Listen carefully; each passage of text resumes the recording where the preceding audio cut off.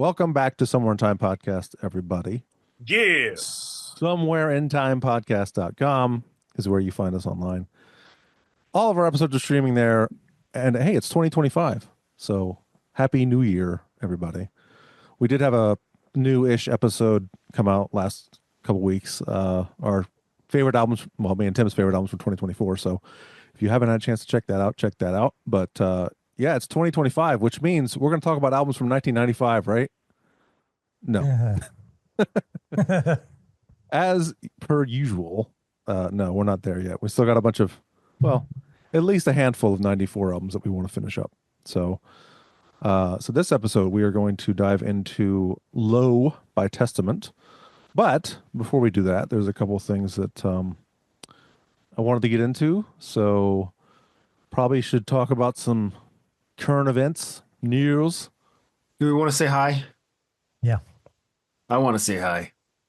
I'm here. You're right. I'm You should Joe. probably do that first. That was Joe talking. Introductions are in order. Throwing gang signs or From the something. streets. Yeah, Tim is here with his brand new pretty mic. Yeah. I'm here with a new mic, so I sound different. Maybe I'm a different person. I don't know. Soon enough, Affirmative. his cat will destroy it. He sounds very bassy. That's what cats do. Yes. And Keith is here. I think we already said that. Did we? Okay. Well, you're here twice. Okay. So yeah. So there's some news we wanted to give. I'll kick off the news with a little bit of this.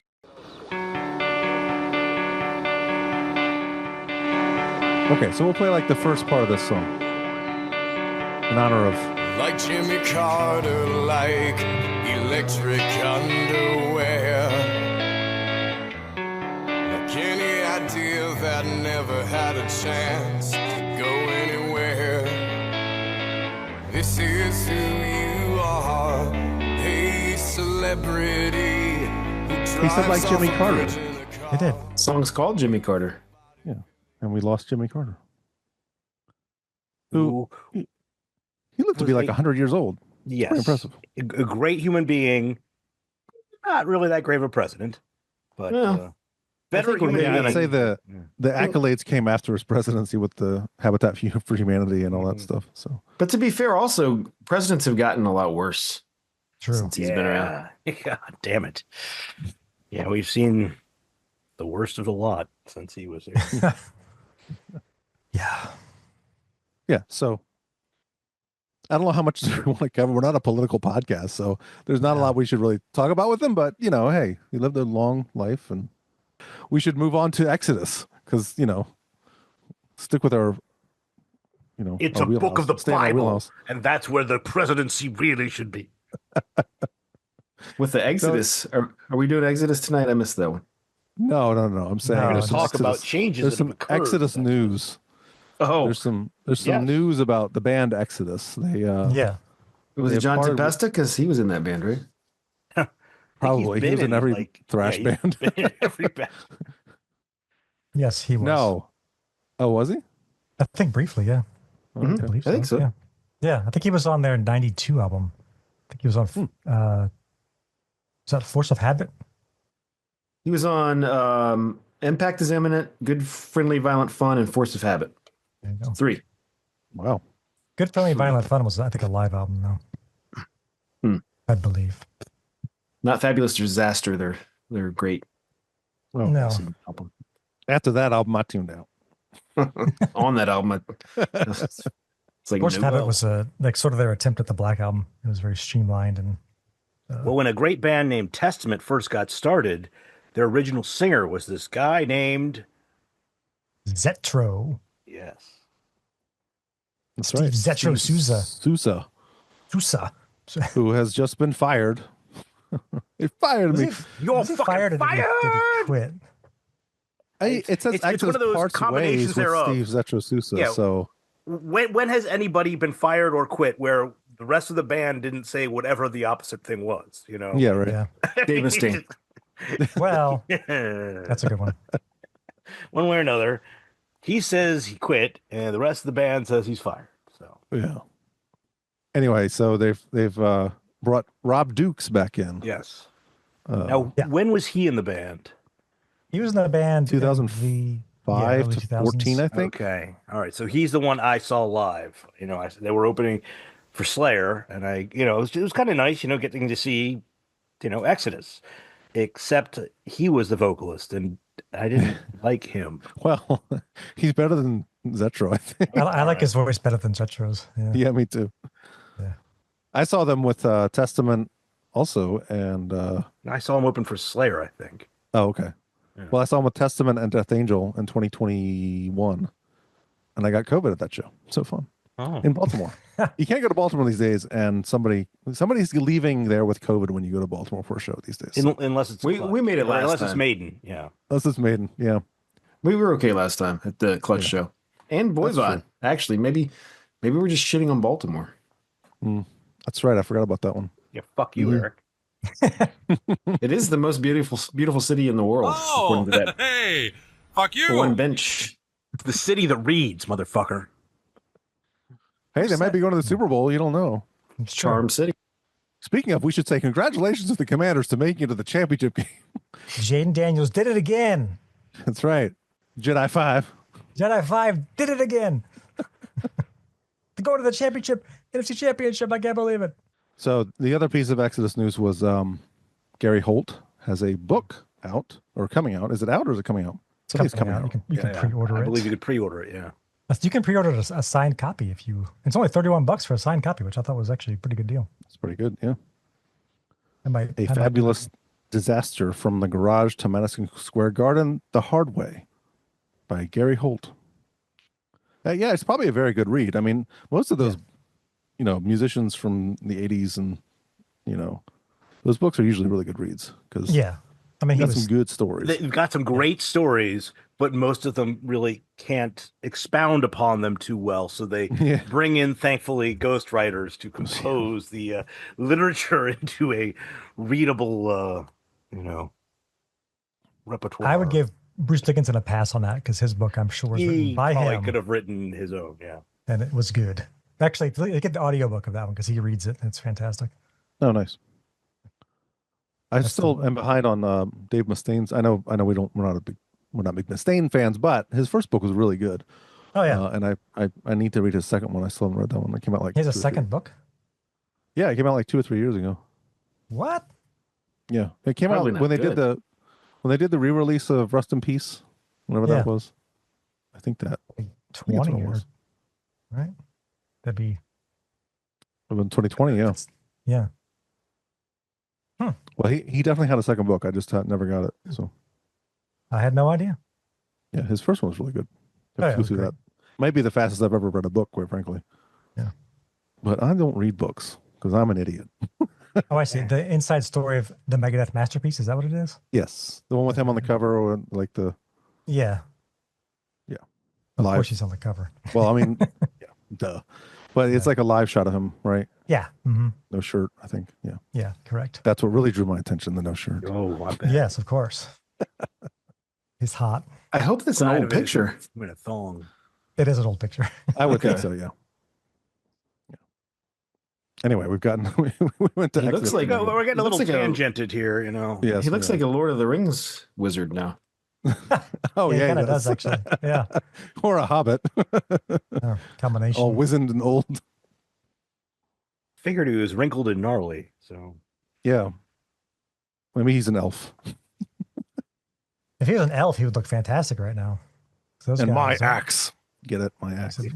Oh my Yeah. god.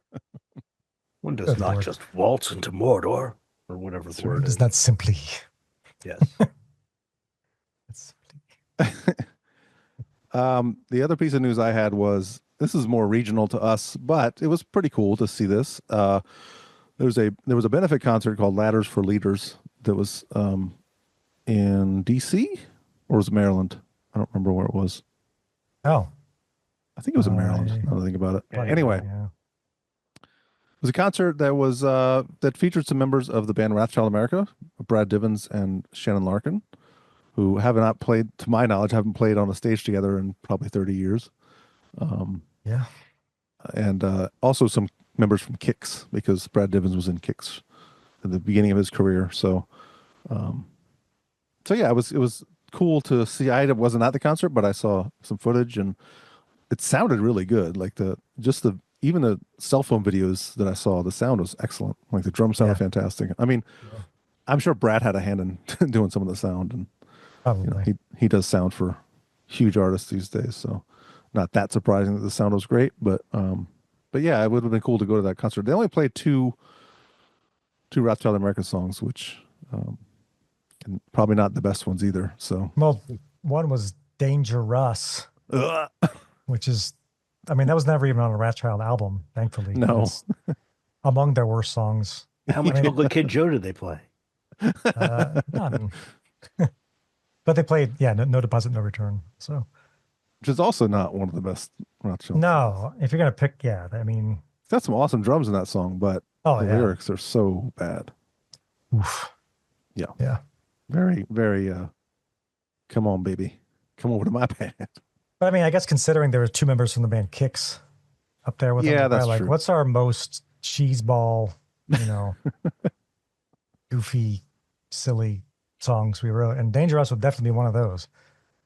And lyrically, So No bad. Deposit is another pretty cheesy. Yeah. Well, we also have Iron Maiden news. We do?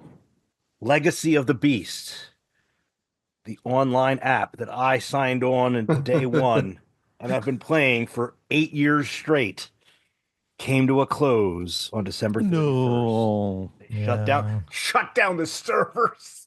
Man, did you spend money on it?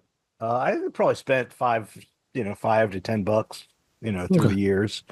Yeah, I did not. I was not one of those crazy motherfuckers that when the game was coming out, like, you could spend $700 to get like all of this shit. And it's like, what? It's an online game. Like, why would I spend that much money? But one way or another, that came to a close on January 31st. And now my wife expects me to, listen to her more often. And well, that sucks. Instead of listening to the Yeah. every I time. didn't even listen. Oh I my didn't even God. listen to it to the like while I'm sitting there playing it on auto. I just hit the auto button and it plays itself. But it will never happen again. Yeah. And there is other significant Iron Maiden news, and the fact that Adrian Smith, their guitar player, is one of the many people in L.A. that has had lost his home. I didn't know that. Yeah, that sucks. I didn't either. Many rich and famous people have lost their homes. It sucks when it happens to anyone. Yeah. Hopefully, these rich and famous people will be able to quickly and easily find new homes. But goddamn, Well, I'm does sure suck. that it impacted other people too. It wasn't. No, I mean, it's killed a whole hell of a lot. Not a hell of a lot of people, but it just killed one person. It'd still be a tragedy. I believe it's the most expensive wildfire ever, right? Yes, Like damage Has wise. to be. Has to be. Yeah. Worse than the Chicago fire. Yeah. Yeah. Might not be the fire of London in 16 whatever it was, but Yeah. hey, Yeah, it sucks. Yeah. Donate if you can, I guess. Well, that's all the news I had. Before we get into Testament, I know that Keith, you want to talk a little bit about Johnny Cash? I was gonna save it for a second there. There are times where we want to bring up some stuff that might not align completely with the metal show, and there is a guy who released an album in '94 that when we first sat down to talk about what albums we need to go over, I put my fucking foot down and said we have to do this one. Just hey, it's not Gregorian chant, but it's still a lot different than what we normally go through. It's To a an million extent. times better. Yeah. It's closer. Yeah. Yes. Well, You're I mean, inching the biggest thing that I'd like to stress that yes, what we're going to talk about real quick here is Johnny Cash's first American Recordings album that came out in '94. This album, for the most part, over the '70s and '80s, he had released. Let's face it, as it was surprising to Eric, he had released 81 albums at this point. Yeah, I couldn't Yeah. belied that. It's Like, what the insane. It's when it comes to country, you got to realize that country comes out of bluegrass and folk, so that there are so many, in way of intellectual property, so many songs you're just allowed to play. And you don't need to pay anyone for them because, they were written, who knows even who fucking Right. wrote the original. So there's enough of that going around where you can easily cover a hell of a lot, especially considering a lot of the music, especially from Johnny Cash, spawns out of gospel. There's a lot of religious music that kind of is the connotation of what he's talking about, at least 50s, 60s, and such like that. In the 70s and 80s, obviously, I think we all know the stories of the difficulties he had with drugs. Yeah. Surprise, surprise. But a lot of his later 80s work, not really, it's people aren't really cheering those albums on or holding them as anything. Well, one way or another, what's his face? Rick Rubin Yep. came up, with this idea. He wanted to actually grab Johnny Cash and do some music with him. And he approached him, and his, let's face it, Def Jam at the time was mainly doing rap and metal. And the beautiful thing about it is that he let him create a country album. I, being like, the sole country fan, I think, at least for the most part, on this show, really feel that what he did is he let fucking Johnny Cash write his first country album, actual country album that he'd written in years. The biggest thing about country music, when you listen to metal, what do we expect?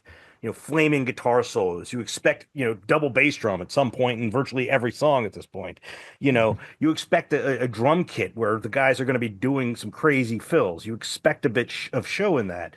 When it comes to country music, when it first started, it spawned, out of gospel and the bluegrass.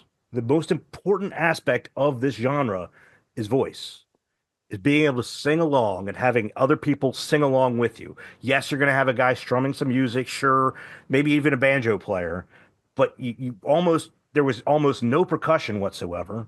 Yep. Back from the earliest stuff. As time went on, all of a sudden, country very much became rock and roll. And I'm not talking about the 80s. I'm talking about Elvis fucking Presley. Right, He's yeah. not the king of country.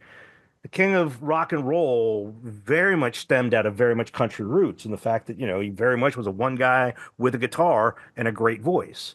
Well, at the same time, all of a sudden, when Johnny Cash started touring with Goodness Gracious, Great Balls of Fire, Jerry Lee Lewis. Jerry Lee Lewis and the such like that. Elvis actually, I think, ended up on some tours with them as well. Things really started crossing barriers, and all of a sudden, country music was getting more aligned with rock and roll. And when you really listen to country as it's kind of grown and popularized, specifically in the late 80s, it flat out, country doesn't exist. None of those fuckers these days are playing country music. They're playing rock and roll. And it's fine.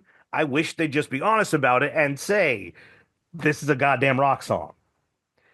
This album, however, flat out is old school country the way, in my eyes, it should be, which is why I put my foot down and said, hey, we should listen to this.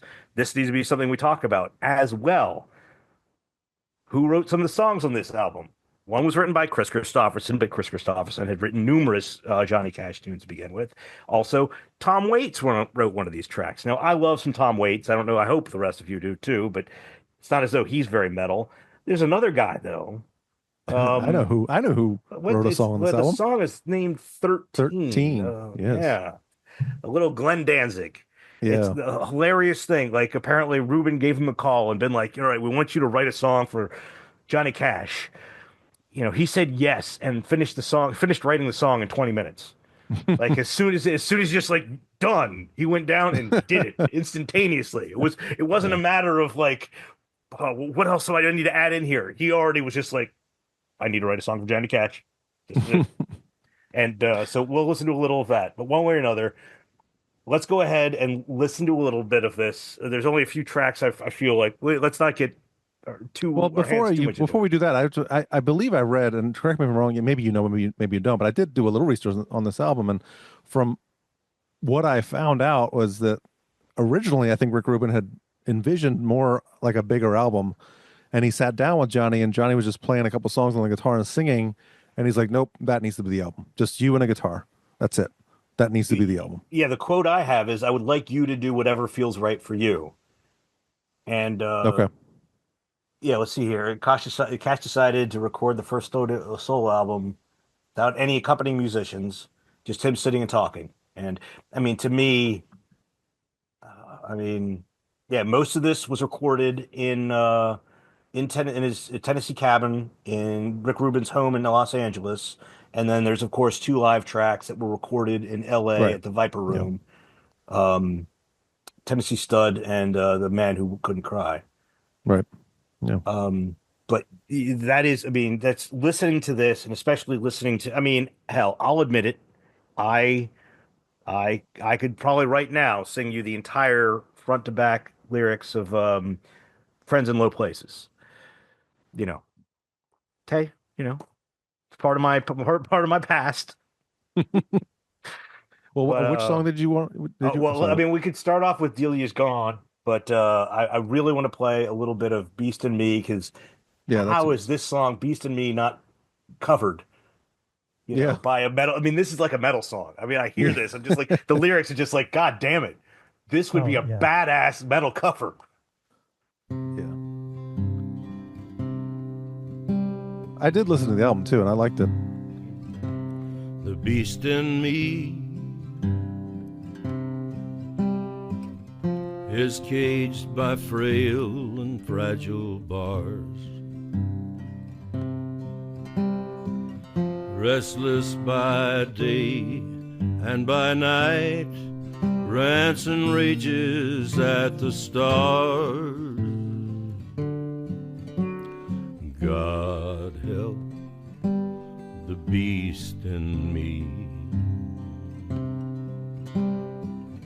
Yeah, that's good. The beast in me. We definitely also, if we want to just go through some other tracks, let's play hear a little of the Danzig here. Yeah. See here if I've got, Which, maybe funny enough, at 150 is what I have listed. Okay.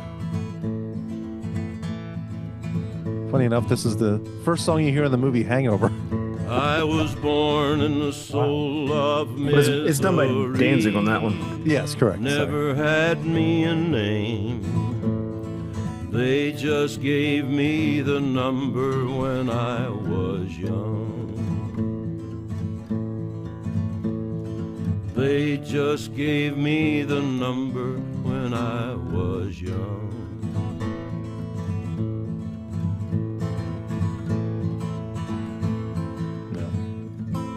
Got my Danzig shirt on. Nice. But the other song that I'd love to play is Redemption, if you want to start it at 111. Keep me in chains, but I saw through the tricks of 666. Oh, there you go. And the blood gave life to the branches of the tree, and the blood was the price that set the captives free, and the numbers that came through the fire and the flood clung to the tree and were redeemed by the blood. The way I listened to it, which I enjoyed actually, was just I had it on the background, and it was great music to have on just while you're doing whatever. Like I wouldn't seek it out and go like, I gotta go listen to some Johnny Cash and like really dig into it.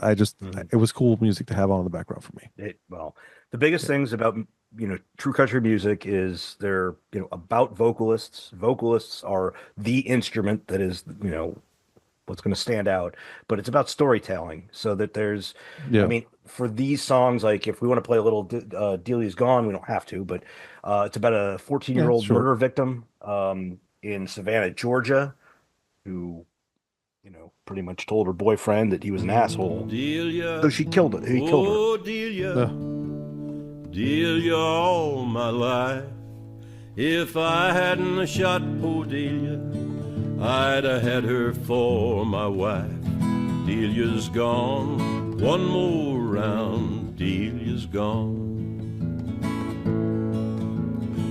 I went up to Memphis and I met Delia there. Found her in her parlor and I tied her to her chair. Delia's gone, one more round, Delia's gone. She was low down and trifling. Yeah, I noticed that too. I mean, I figured that Johnny Cash's songs are mostly storytelling, you know.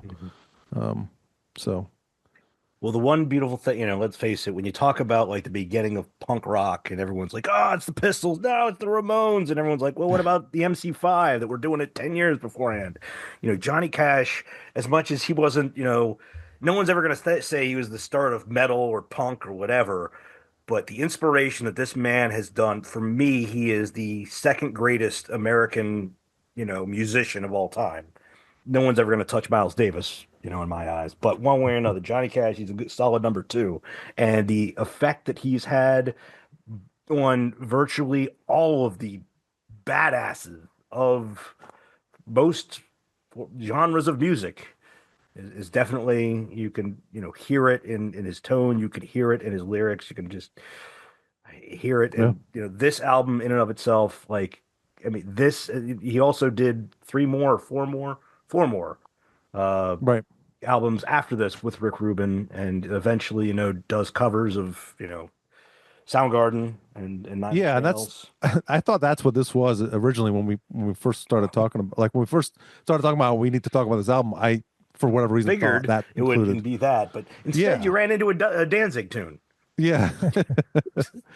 That is the biggest thing when you think about the end of Johnny Cash's recordings. These are the last albums that he wrote. I think he did another live one after these came out, but this is really kind of where he started and the craziness that everything went through with his fame and all of that, and drugs and marriages and blah blah blah. But the fact that he ended with 5 albums of just good, clean, pure fucking country, of just him doing it the way it should be done and not giving a fucking shit about anyone else, singing his goddamn words, or in this case Danzig's or Tom Waits.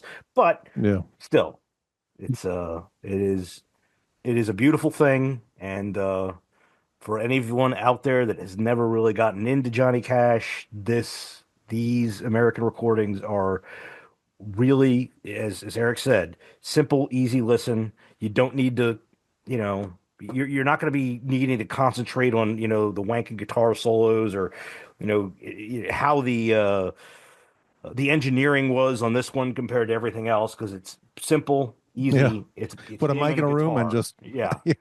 And it's really fucking, to me, it's, I was talking to Tim when we were talking about what we had left to talk about before the end of '94, and I'm like, he's just like, which you said one of the albums is the best of '94.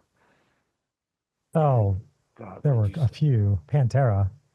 I think we were talking before we did the Pantera, and you're just like, Yeah. Pantera's the best. I'm like, no, Johnny Cash. And like, that doesn't count.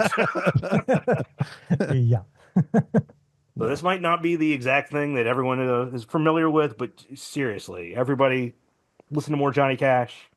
This kind of shit, this album in and of itself, as well as the following of this, hey, all of this is easily accessible.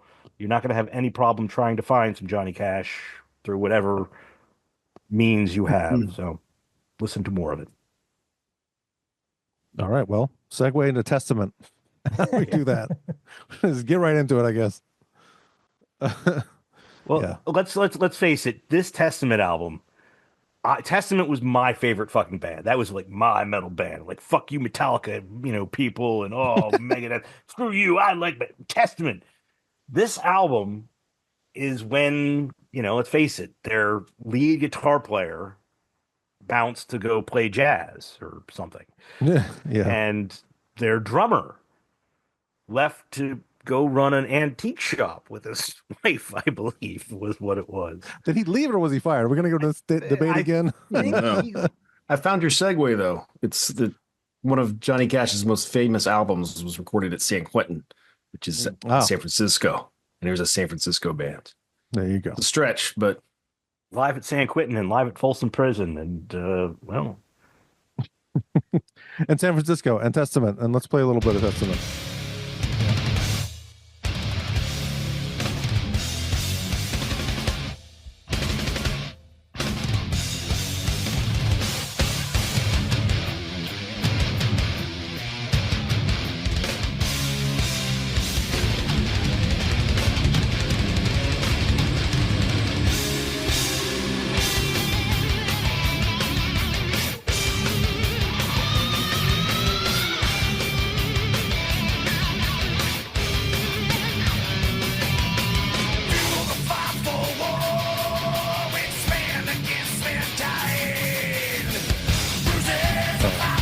I'm gonna fade it out there because we'll get into the tracks and shit like that later. But so this is Chuck Billy lead vocals, Eric Peterson rhythm guitar, Greg Christian on bass, and then you've got some other members as Keith was mentioning. So James Murphy lead guitar and John Tempesta on drums.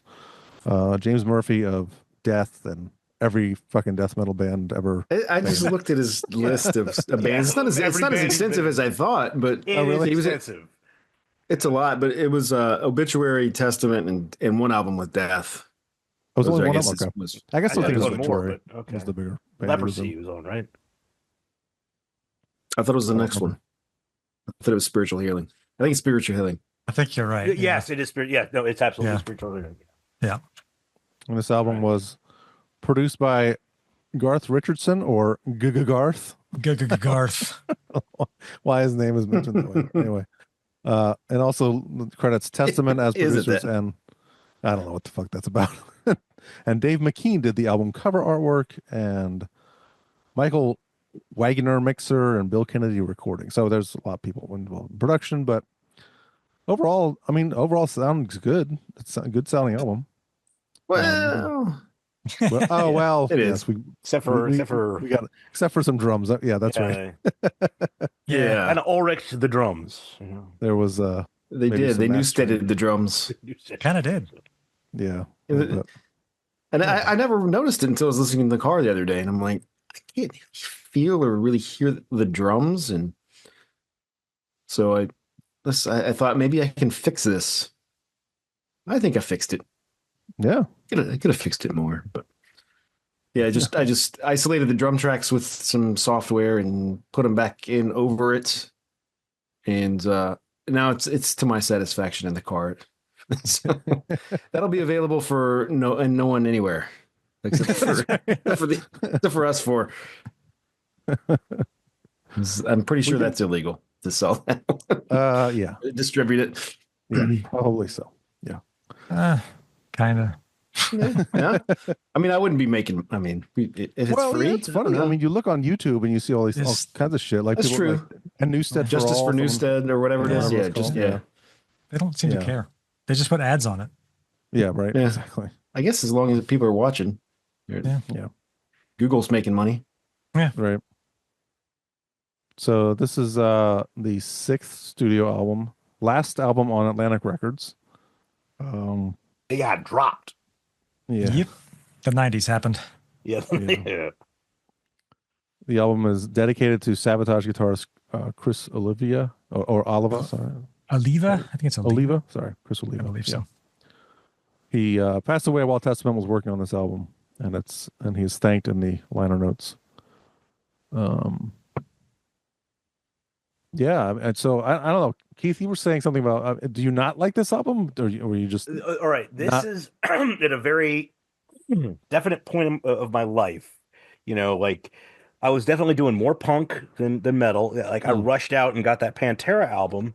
But when this one came out, that's the thing. Like for me and Testament, like Legacy, New Order are easily the top two for me. I know you guys think, you know, Practice What You Preach is probably better than the first, but one way or another, Practice What You Preach is an easy, you know, second place to those top two, so to speak. But I love those three. They were such incredible albums, and they were just like every song. I mean, there was like almost nothing on them that's, you know, mediocre to me. Like I can Right. rage from start to finish, front to back. It's just a beautiful thing.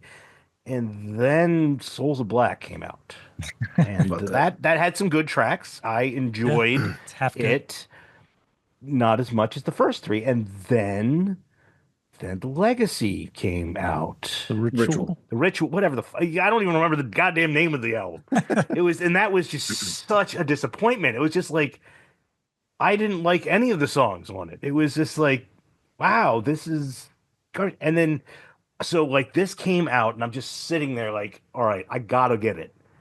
I got eventually. I'll just get around, and I didn't end up buying this until halfway through '95, I believe. Oh wow. Is when I finally got it. And I'm like, all right, there we go. Well, it's not that. It's not that long. One way or another, I threw this thing in, and flat out, it's like, well, you definitely can tell that Skolnick ain't there.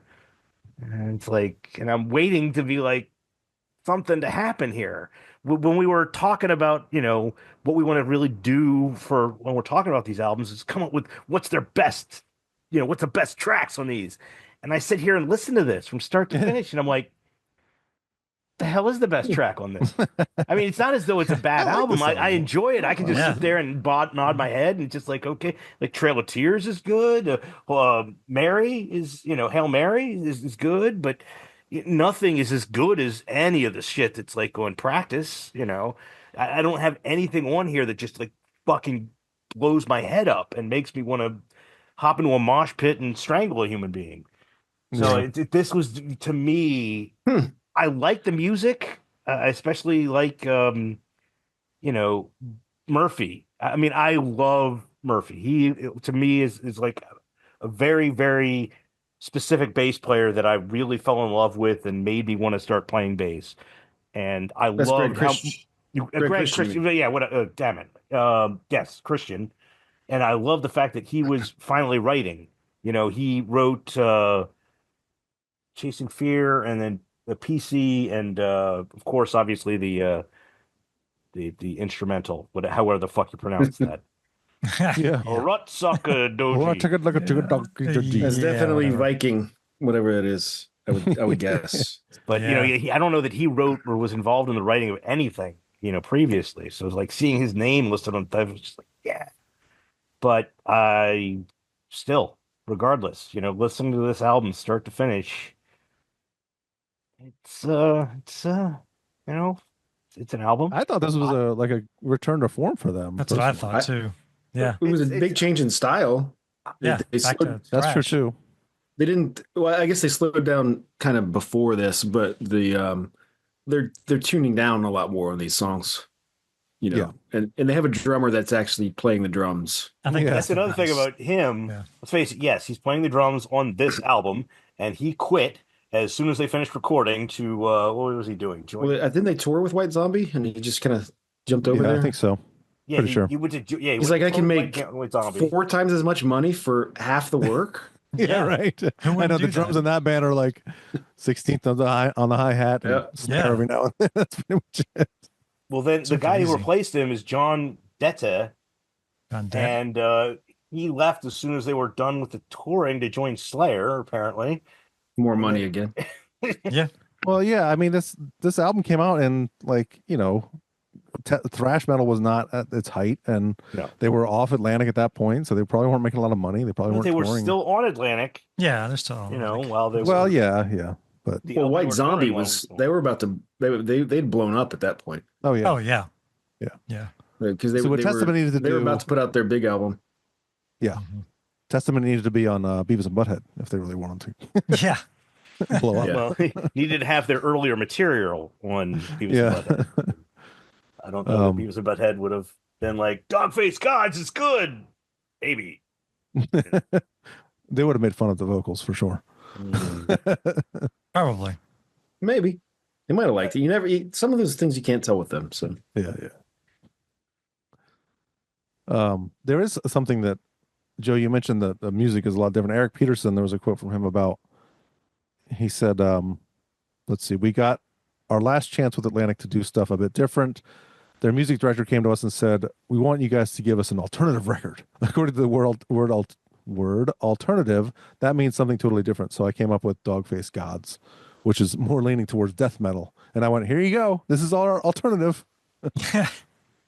But what they wanted was the name Alternative. They wanted a mainstream song for the alternative movement. But he said Dogface Gods gave us a whole different perspective of what Testament was all about.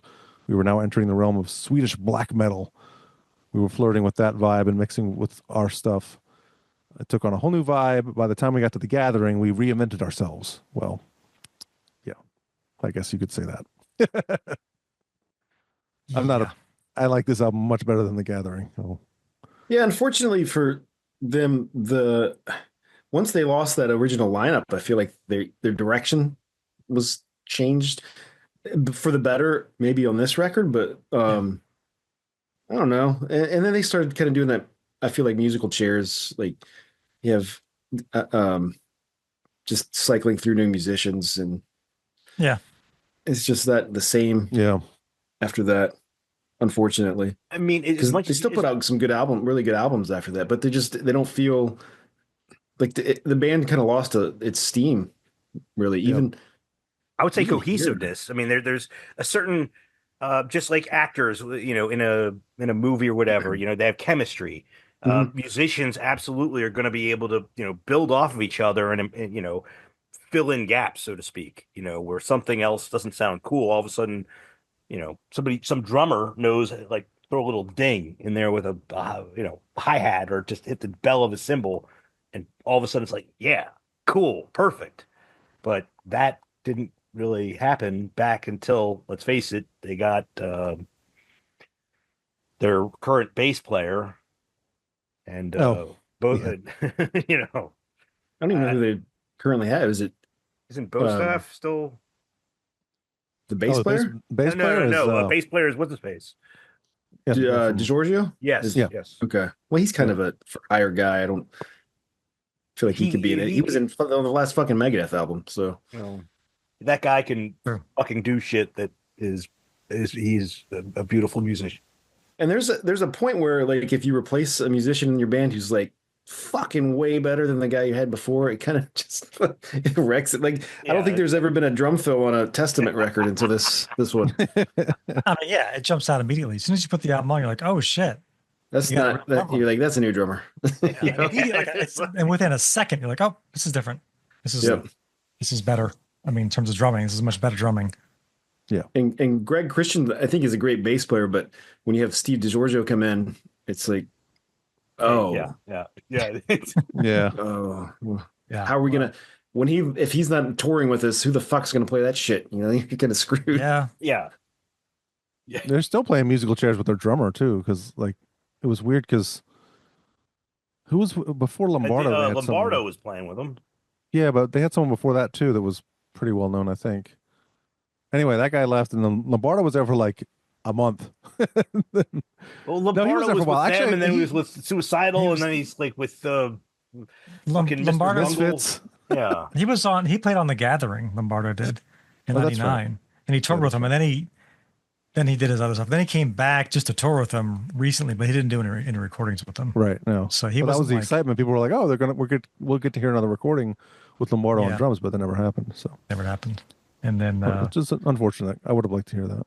But yeah, Gene Hoglan was in the band for a long time. that's what it Yeah. was. Gene Yes, Hoglan. yes, yes. That's what I was yeah, thinking. and of. he was Mhm. on several albums. Obviously, Yeah, Gene yeah, Hoglan. yeah. So, good lord, you're almost cheating. So you with him. basically you have half It's of too Death. good. Yeah, Right. There. Yeah. Yeah, not the most important part though.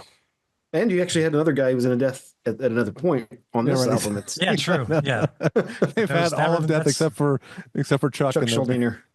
yeah. You kind of can't Yeah. have him though anymore. Yeah. Well, I mean, I don't know. Too This is the last. soon. Yeah, right. This is the last album I really remember from them. Like I after this, like I really did tune out, kind of in a way. Yeah, yeah. Dark Roots of Earth was really good. 2012. Yeah. Mhm. I Yeah, came back to him, but like after this album, I didn't like. Was The Gathering the next one after this? No, Demonic.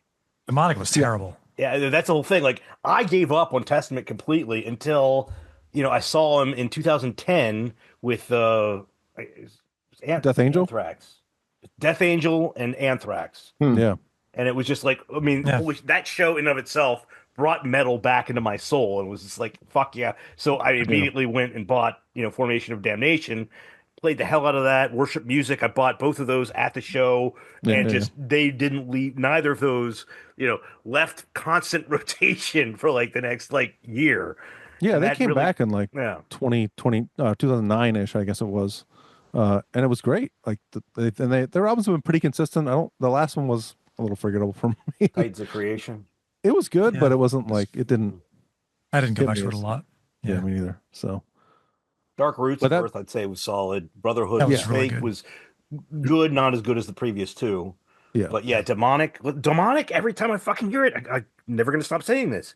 I love the goddamn music. And if they just didn't do the goddamn death metal, vocals. Yeah, they just re-record that, assholes. It would be a good album. I know. It was and this stupid album, decisions. Low, they started to get into that a little bit, but it's not nearly as. Oh, it's That only was in a Demonic couple and the songs, Gathering. and it's still Mhm. it's like the song just like starts off. Well, which song is it? Well, Dogface Gods is like almost the entire song is death metal vocals. Yeah, but it works in that case, I think. Yeah, I think I so like too. I like the vocals there. But yeah. Legions in Hiding, is that the one? That's got some really low vocals in it too. Yeah. That might be the one you're thinking of, Keith. I'm not sure. Maybe, yeah. I thought I had a note written down about it. Yeah, I'll Yeah, there's play a like little of one that. song, like all of a sudden it's all normal, and then all of a sudden they do it during the bridge.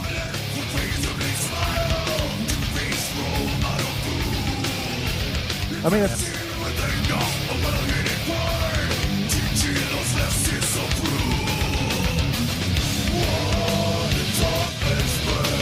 it's a good song.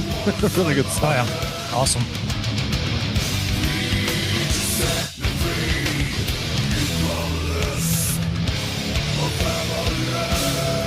To me, that's almost just Chuck Billy, but adjusting to tuned down guitars.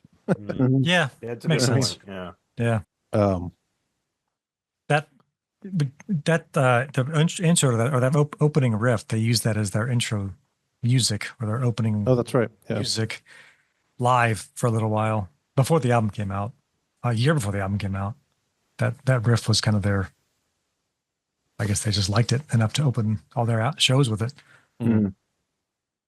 Yeah, well, for the rest of you, considering like I don't know what to say my favorite song on this album is, what are the tracks that are on here that people should note to I love PC. I I mean, think Hail Mary and Low. The first, Low I like for the sure. first four a lot. yeah. I like the last song too. Not the instrumental, Ride. I think Ride is good. Yeah, Oh, right. It's awesome. it does kind of peter out a little towards the second half. Yeah, I agree. Yeah. A lot of albums do, but like All I Can Bleed is kind of stock. I felt It's like All I not Can bad, Bleed, but and then the next two were just They didn't need like- that. That instrumental's way too fucking long. Like, Yeah, for come sure. on. I loved how he he doesn't do his normal bass sound in that. Yeah, that, Well, yeah, it's got a little Cliff Burton style Yeah. bass, Yeah, but then the I song love just it. keeps on fucking going. It's like, it's almost 4 minutes of just riffs. I think it was just leftover riffs they just decided to put on there. Could have been, yeah. It's riff salad. Yeah, I agree though. The first 3 songs are fantastic. Trail of Tears is good too. It's kind of a classic I sounding would agree with that, testament. yeah. Yeah, they're pretty good with the Ballad. ballady songs. Yeah. yeah. But I mean, that's one thing with that specific track. Let's face it, ballady songs. They had that was like their freaking what do you call it? That was their forte. They had Mhm. the ballad. They had, wheelhouse. yeah, exactly. It was just like they named a song the Nobody- ballad. That's how Yeah. confident they were in their Yes. skills with ballads. were the best at it, and then they lost Alex, and pretty obvious. Hold on though. Trail I of think the Tears has guitars- an awesome guitar solo. It is Yeah. good. It is good. Yeah. It is not Really good guitar solo. It is not the ballad. Okay, it's not up there with I'm gonna play a little bit of that solo because it's fucking good.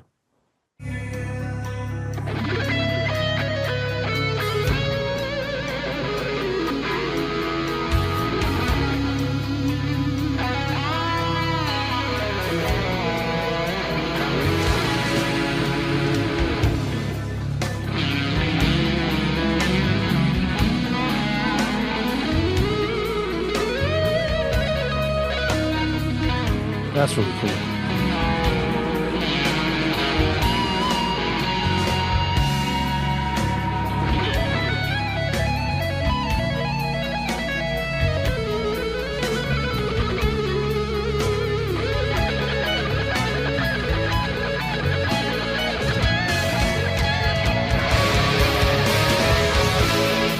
That's mostly Nothing I mean, about that's- nothing about that makes me wish it were Skolnick.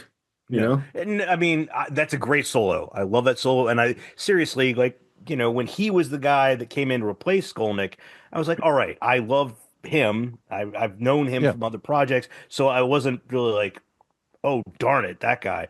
But Skolnick, in my eyes, he is the guy. He's a really good guitar player. And I love how his use of classical, like, he pulls in a lot of like classical kind of notations and kind of just a feel that I feel like a lot of other uh guitarists in the genre have done, and but I don't know that anybody does it as well as him. And that's what I Mhm. feel the losing Skolnick kind of dropped like one aspect of the writing that I thought was something that really highlighted his talent and allowed the music, the songs themselves to kind of gel well. Like I mean, I'd say one song that it might be a Riff Salad song, but what's that goddamn song from New Order that like they finished recording the damn thing and they're like, okay, you're 3 minutes short. Oh. So they did the Oh, like The pretty much had Aerosmith like, song? all right, Alex, go ahead and start doing something, and he just played whatever the hell. And yeah. the musical death, right? yeah, But we talked about when we discussed the ritual, like his direction was not this. Like it would have been weird. I was gonna say, yeah. I don't think He- Alex is into the death metal-y stuff. no. Yeah, you're absolutely correct in that regard. I'm sure Alex he doesn't probably- go home at night, pour a glass of wine, and turn on Swedish death metal.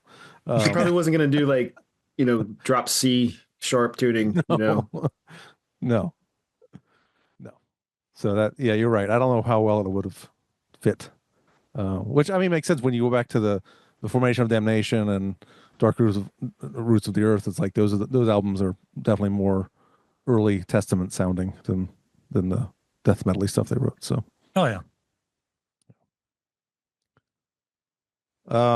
I mean, yeah, we could play a little bit more of some of these other ones, like Hail Mary. It's got some cool stuff. Good song. Solid chorus. Do you want to play with the bumped up drums? Oh yeah. Let me do that. Let's see how that sounds compared. We just played a little bit of it, so let's play this one. Oh, yeah.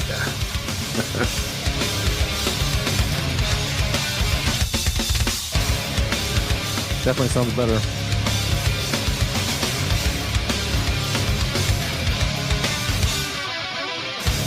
You know what you should do is find John Tempesta on social media or somewhere and send him. Yeah. this. Like, I did you a favor, buddy. Yeah. He's probably like, yeah, I know. Probably. Oh, I did that years ago. I asked the guy who mastered it to send me a different copy. Can you go to 309 of that song? Just he might be like, I forgot I did that album. Yeah, right. Yeah, We can 309. do the drums only, Phil. We have that technology. Oh, now. yeah, that's true too. Actually, let the me- time yeah, might be a little bit off because Rip-X adds a couple seconds at the beginning. I'll just start at 3 minutes and see how that goes.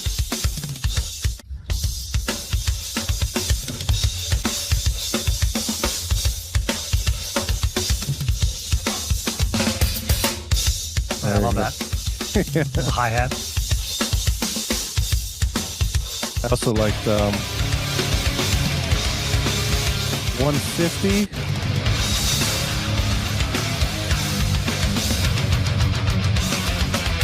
Cool riff. Yeah. Harmonizing there. Really cool.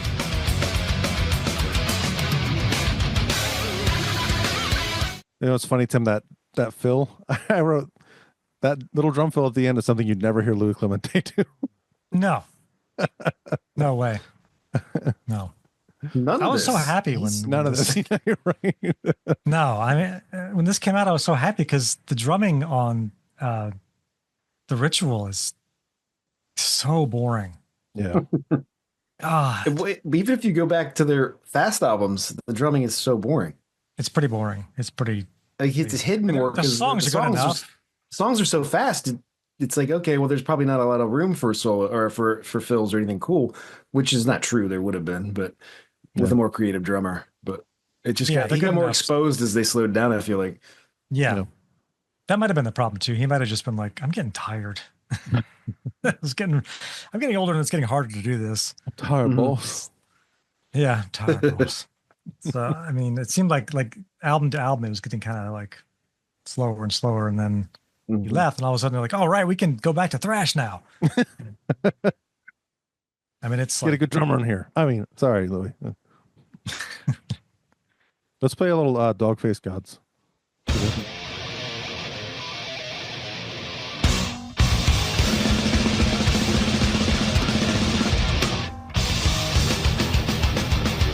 Much better with the good drums too, by the way.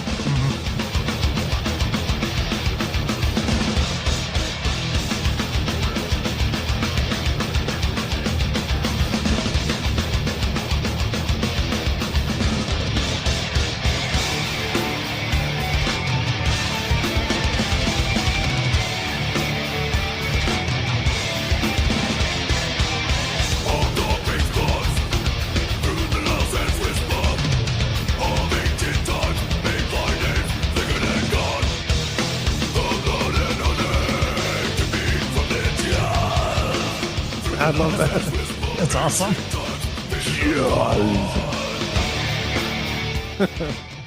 Yeah, Now, why was that a single? it was a single. I didn't know that. Yeah, Yeah. it I don't was remember. off it. I didn't know they had I think singles Big on this. Low.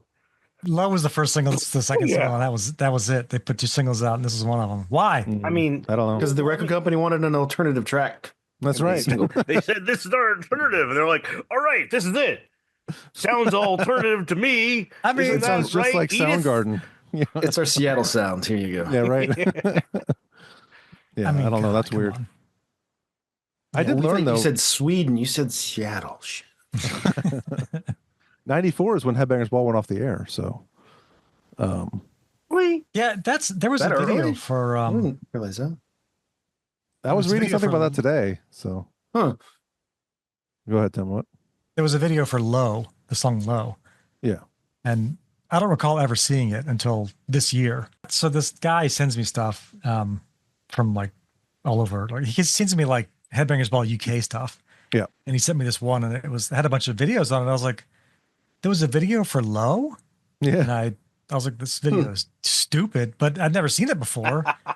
Like Chuck's all painted up like this. He's all like a clown, and like they have these kids singing. I've never seen that movie. Man, Yeah, Now I wonder if there watch. is there I a love me YouTube some site Chuck that we Billy. could. Is there a YouTube channel? Maybe we could go see that. Mine, Yeah. yes. Is there a YouTube channel? Yeah, there might be. It's called WV Monster. Oh, WV I will- Monster. What I does will that often stand take for? these videos. West Virginia Monster.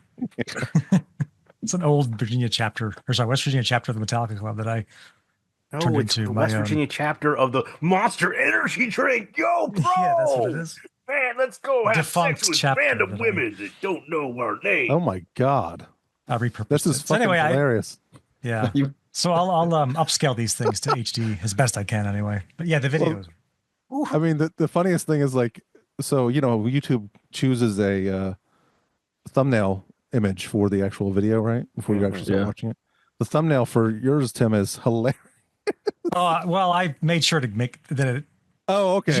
You can He did pick, that you can. intentionally, Eric. That was intentional. Yes, I was like, well, this has to be like. It's really something. I was going there now. You see it?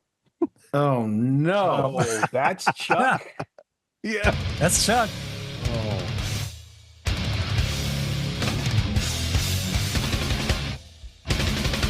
I'm gonna fast forward and see some of this stuff. Did you ever? I know we never saw this. No, I would remember that. Yeah.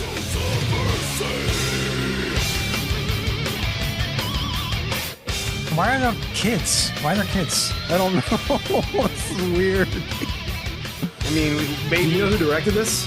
No. Oh, Remember her? Yeah, how do you get for that? How's that not bleeped out? It's MTV Europe. I think I replaced the audio, actually. Oh, okay. This is awful. All right. Yeah. The song's awesome. It's- The video's terrible. When I typed low WV Monster into the search on YouTube, and there's like 3 of those thumbnails stacked on top All for different videos. Yeah. The first and the third are that video, because one I guess is part of a playlist, but underneath it's King Diamond or Merciful Fate. So it's weird because they all have silly paint on their faces. Oh yeah. If you like this, you'll enjoy this. Yeah. If you like pro wrestling looking singers, check this Yeah. out. That's true. Pigtails. Well, That's so bad. here's one thing, I guess. Is that supposed to be the crow or what? I don't know. A little Maybe, bit. I Yeah, don't you're know. right. With gold paint, I don't know. Considering we are laughing right now, can we talk about the cover? Oh yeah. Yeah. Oh, we what's didn't talk happening about here? the cover. I mean, it's like I don't know what's lightning- happening Is he shitting lightning? And I don't know. It got looks like a live wings. album cover. Yeah, exactly. It does. It absolutely does. Oh yeah, you're right. The band live. Yeah. Yeah. That's the, And they messed with their logo. A little bit. Yeah. little bit. Yeah. They, Don't they realize, for all of us at that time frame, even though bands were not putting their names on stuff, replicating those logos on the front of our English textbooks, it's very important. Right. You got to have the Couldn't connection just at the fuck top. it up right? like this, and all of a sudden we had to. It's usually not a good idea to not mess have with a- that stuff. yeah, it's not. Metallica tried it, didn't work. Lots of Yeah, bands have done that. There's some photography magic here, Tim. Right, with the hands. I guess that look like wings or something. I don't know what the hell's going on. What is that? Oh yeah, Hands? that's stroboscopic, I believe. Oh yeah, That's that where you, sucks. Oh, those are hands. I thought, okay. Those are Yeah. hands. you just take a flash. and There's you take something. it's basically a strobe light, and then you put the camera on like long exposure, and you go like this. So as the camera flashes, every flash becomes an image. So it's like that's what that is. Stroboscopic. When he was shitting out the lightning and it turned into diarrhea. The more I look at the album cover, the more it The sucks. stupider it gets. Yeah. I know. It's awful. I never really paid attention to it. Well, it sucks. Yeah, it's not good. Yeah. And they've had some awesome album covers. They have. I mean, Yeah. Even Souls of Black had a cool album cover, and that album yes, sucked. that might be their best, but Yeah, that's a good album cover. And I love The New Order. It's fucking awesome. That's one of the best album covers ever. Mhm. Yeah. Yeah, it's so New Order. good. It's so good. It's spooky. Very spooky. Yeah. Low is their worst. So Bad. Pretty bad. Yeah, well, they were all Pretty about drawings right. on their album covers before, too, right? This is the first one with a picture. Also, not a good change to make. no. Yeah. Yeah. Good point. Actually, even The Ritual was a cool album. Like that's like They should have just. I like that. Yeah, exactly. yeah, it's like It's chaos, cool, but no chaos thing, and yeah, Oh, yeah. Want to play a little bit of Ride? I like that one. yeah. And there was something in if we go back to Yeah, go Legions of for it. Hiding, there was a section in Legions in Hiding that was really weird. Oh, okay. Do you have It's like a left channel thing. Yeah, 250. There's a left channel thing. And it's like I don't know what it is. Is the Chuck going rah rah? I don't know. Okay. Let's see what that is.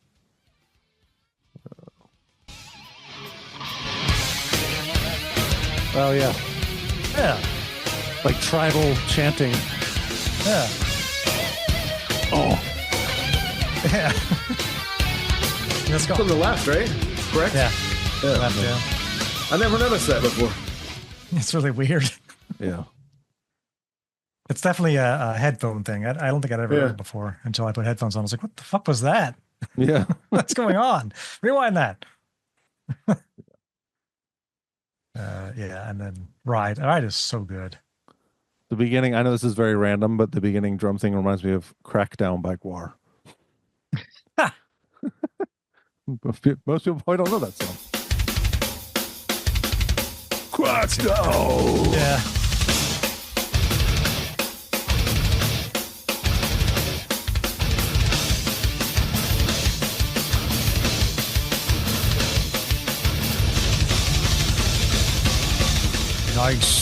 Again, those drums would never happen.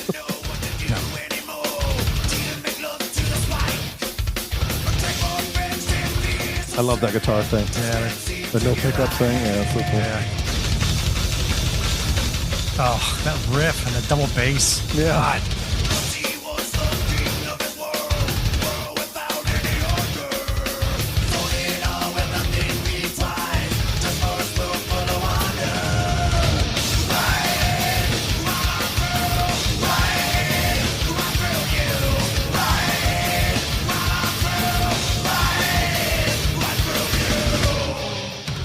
Yeah, that's really good. Go to 216 in that song. Okay, Joel. Yeah. It's so heavy. Got the groove. Yeah.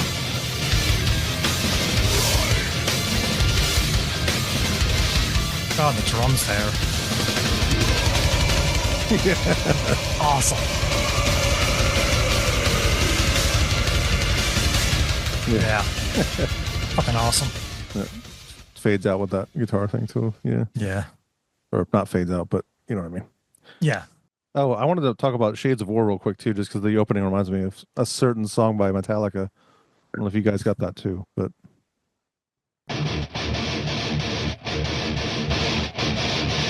take away. It's a little bit of a Struggle Within a bit.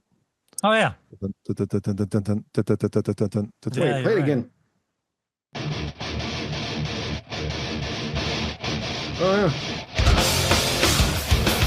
Just a But it little also flashier. it reminds me of a Megadeth song too, and I can't place it. You know what's hilarious about that? There's a spot in the song 111. It sounds just like something, and I can't place it, and I think it's a Megadeth song. Ha! Yeah, let me go to that. I was like, what does that sound? It sounds like a Megadeth song. I can't. Oh,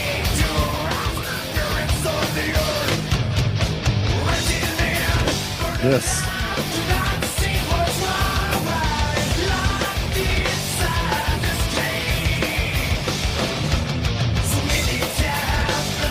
Yeah, I don't know. Yeah. was driving me something off crazy, of too. Countdown to Extinction, I think. Yeah, I think it Yeah. is. Yeah. Well, the first part or the part you just played? Both kind of. I mean, there was, I said 25 seconds. That's another spot that reminds me of something too. So it's probably all the same song.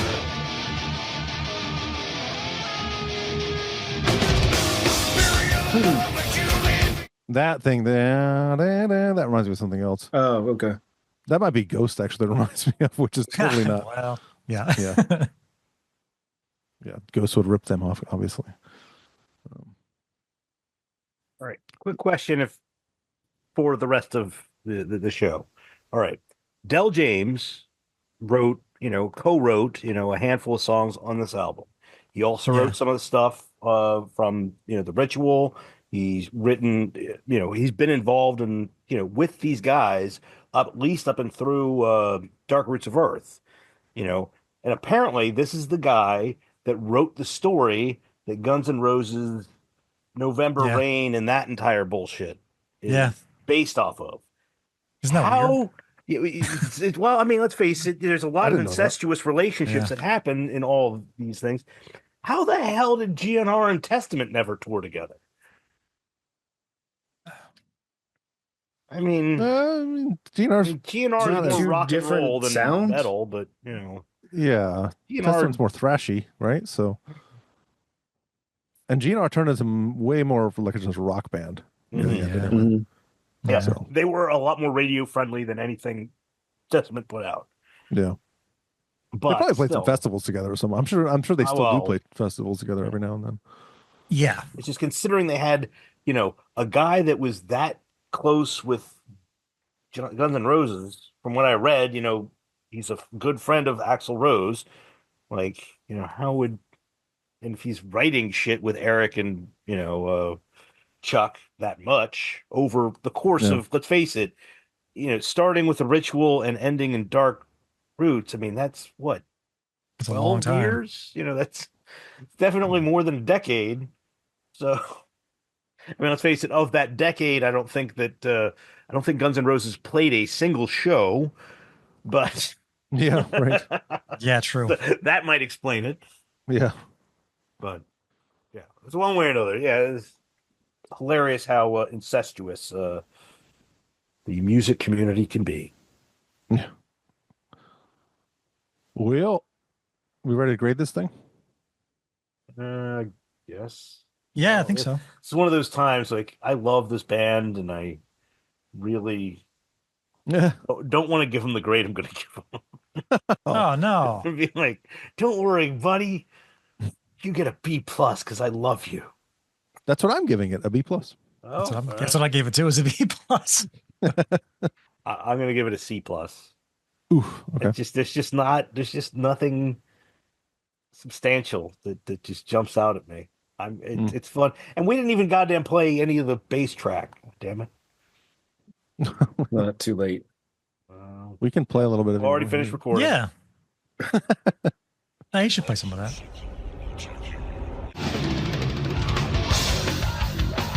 There we go.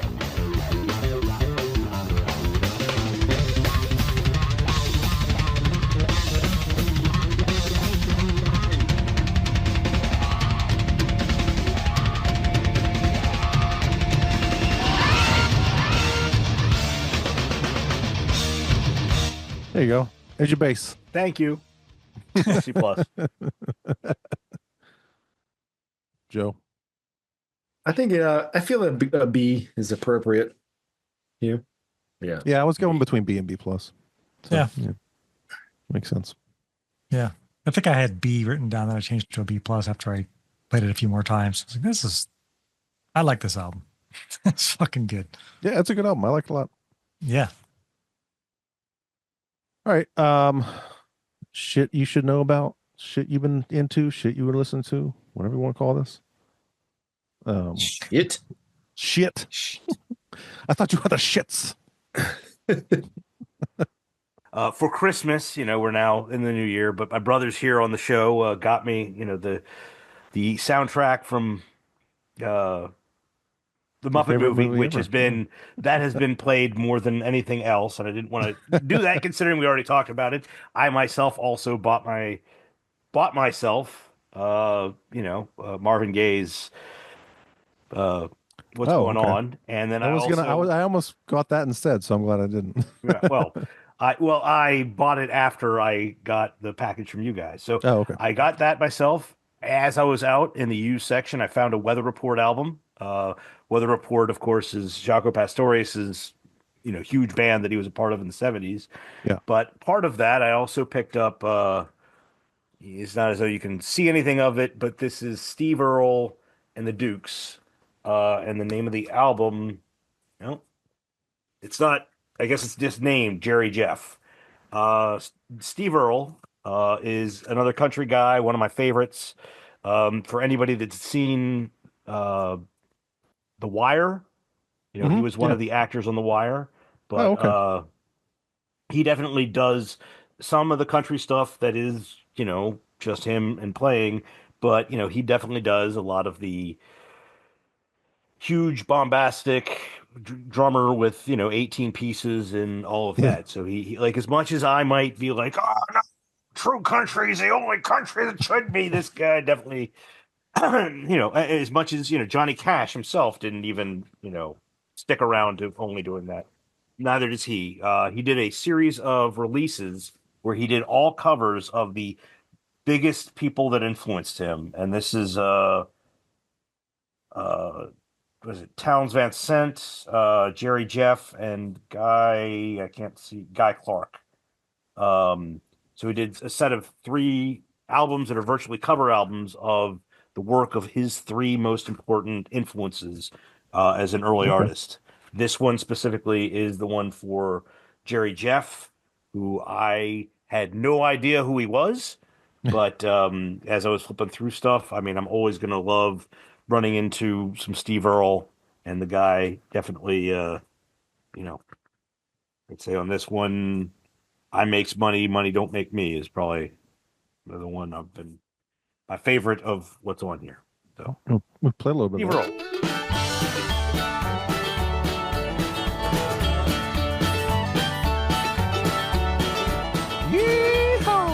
I makes money, don't make me. That's the way I am, it's plain to see.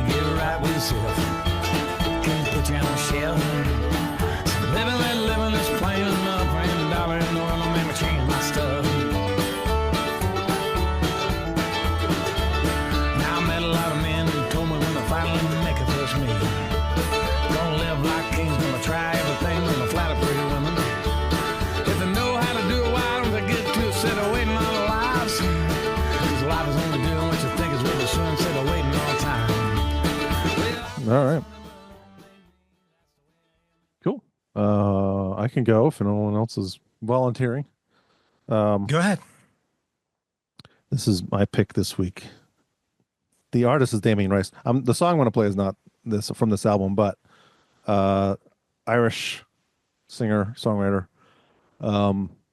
He had a couple hits back in the day. Yeah, I know Probably the heard name. Volcano, Cannonball.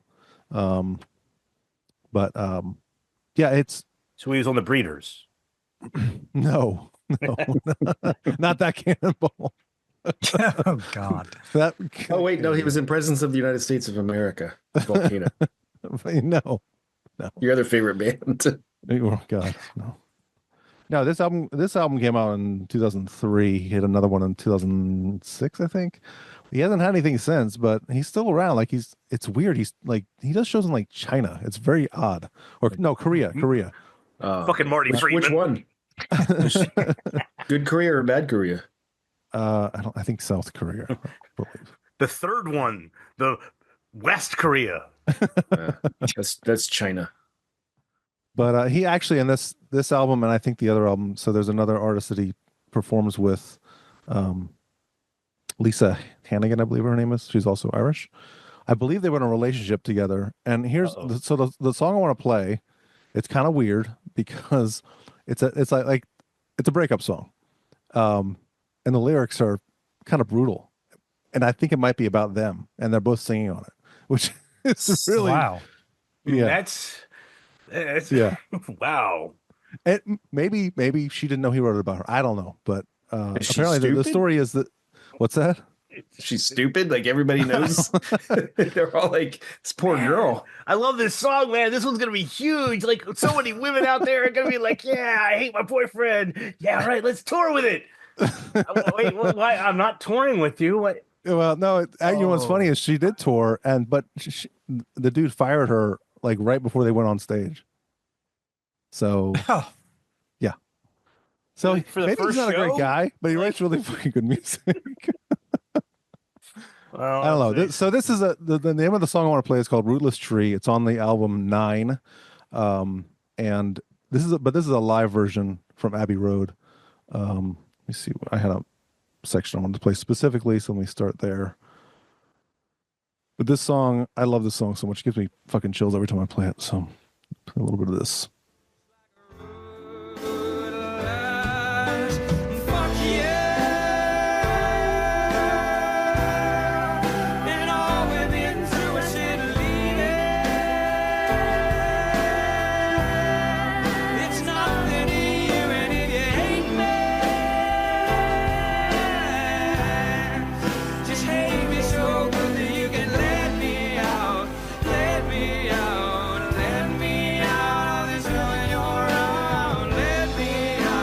Let me out of this hell when you're around.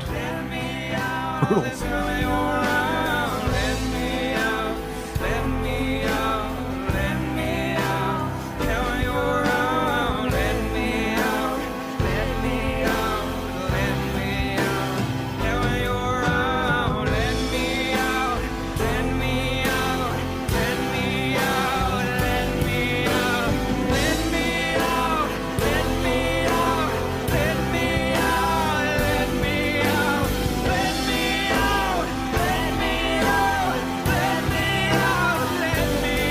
I'm not sure what he's trying to say.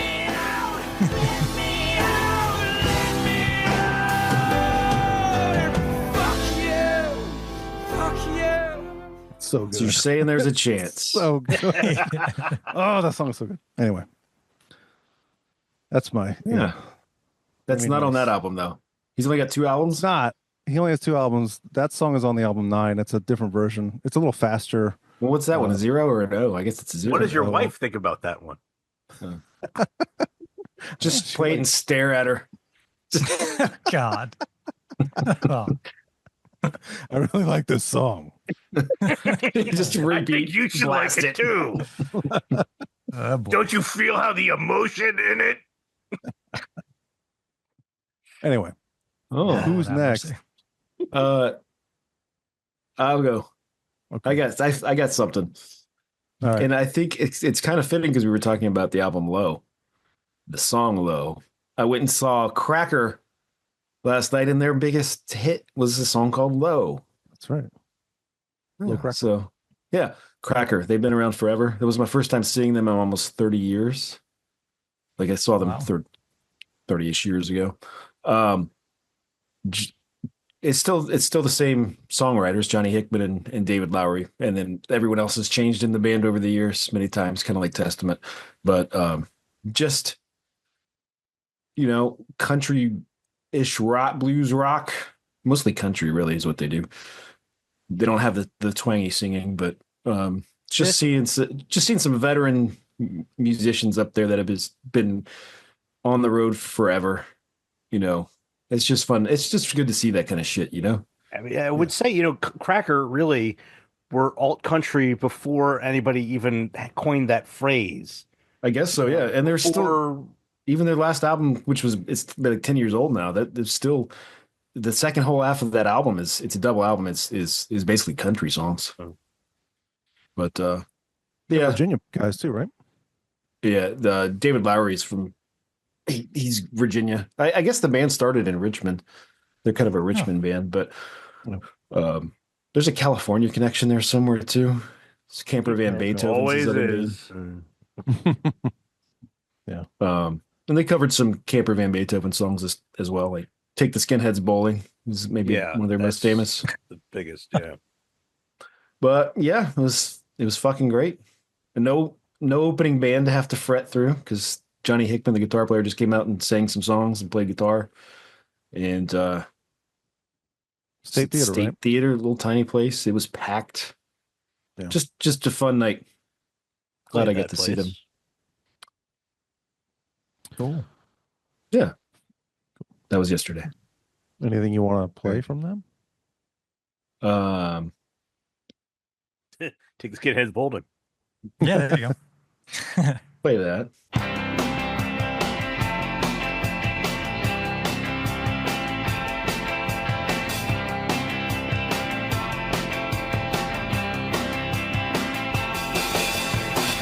Every day I get up and pray to John,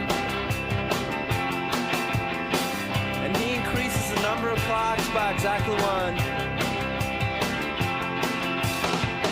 Everybody's coming home for lunch these days. Last night there was skinheads on my lawn. Take the skinheads bowling, take them bowling. Take the skinheads bowling, take them bowling. Some people say that bowling alley. Cool. So there's Cracker via Camper Van Beethoven. Yeah. All right. What you got, Tim?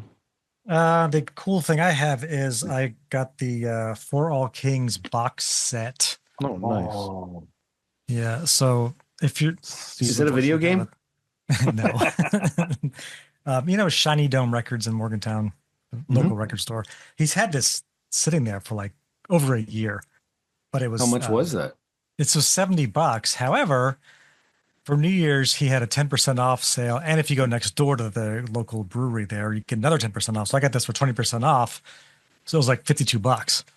Nice. So I was like, 50, and my company every year, they give us a $100 gift card for Christmas. So I was like, all right, I got $100.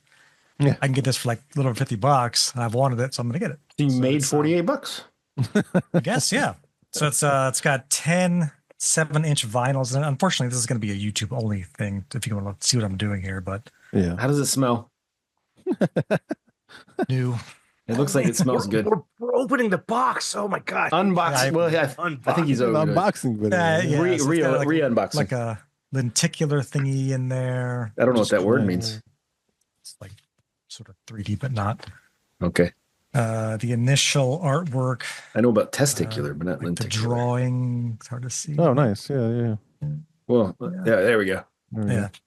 Which that was the Alex Ross initial sketch. And then each 10-inch has, a side A and a side B, and each one is colored vinyl. So you get like That's What do you have cool. to play this at the weird speed?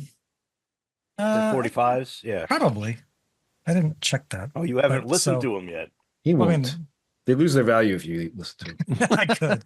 So, but each one has got its own, cover. So there's 10 of these in here. So That's cool. 10. And then, so there's 10 7-inch finals, 3 bonus tracks, 6 demos, and a download card.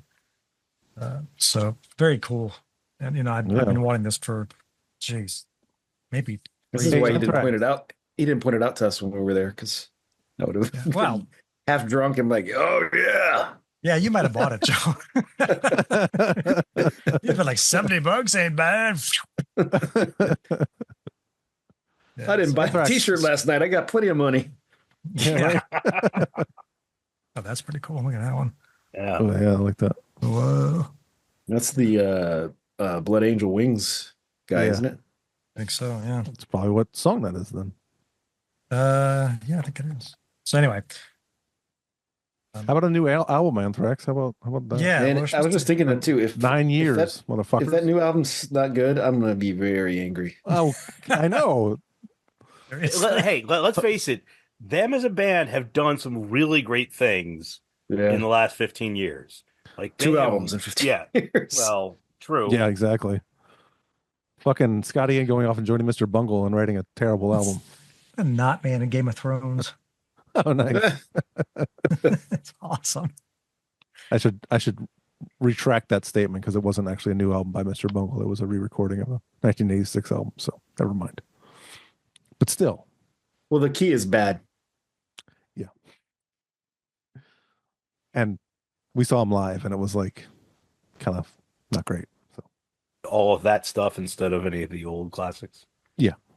Oh, that's unfortunate. Yeah. Well, I've got another story though about picking up something that's been sitting there for ages. My niece, who is 15, Joe